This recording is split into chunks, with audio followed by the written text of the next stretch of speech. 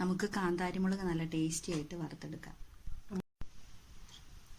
കാന്താരി മുളക് ഞാൻ നല്ലതുപോലെ കഴുകി വാരി അത് ഒരു കുപ്പിയിലേക്ക് ഇട്ടിട്ട് അതിലേക്ക് കല്ലുപ്പും വിനാഗിരിയും ഒഴിച്ച് വെച്ചു. ഇത് ഞാനൊരു ഏകദേശം 3 വർഷത്തോളമായ മുളകാണ് കേട്ടോ. ഇതുവരെ ഒരു കേടുമില്ല, അതുപോലെ തന്നെ ഇരിപ്പുണ്ട്, ഒട്ടും കേടായിട്ടില്ല.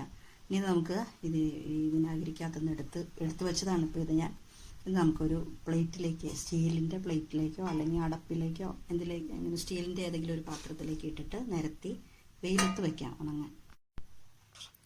ഈ വിനാഗിരിയിലിട്ട് എടുത്ത മുളക് അതിലേക്ക് നല്ലതുപോലെ ഉപ്പും പുളിയെല്ലാം പിടിച്ചിട്ടുണ്ട്, എരിവ് കുറഞ്ഞിട്ടുണ്ട്. അപ്പോൾ നമുക്ക് വേണമെങ്കിൽ കഞ്ഞിയുടെ കൂടെ ഇങ്ങനെ തന്നെ കഴിക്കാം കേട്ടോ.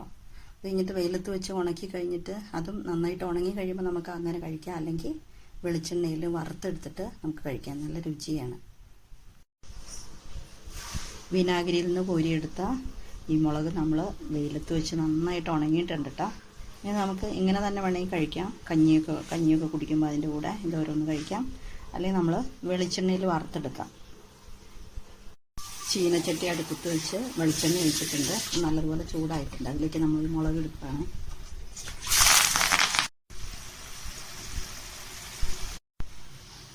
ഇത് പാകമായിട്ടുണ്ട് കേട്ടോ. നമുക്ക് തീ ഓഫാക്കിയിട്ട് കോരിയെടുക്കാം.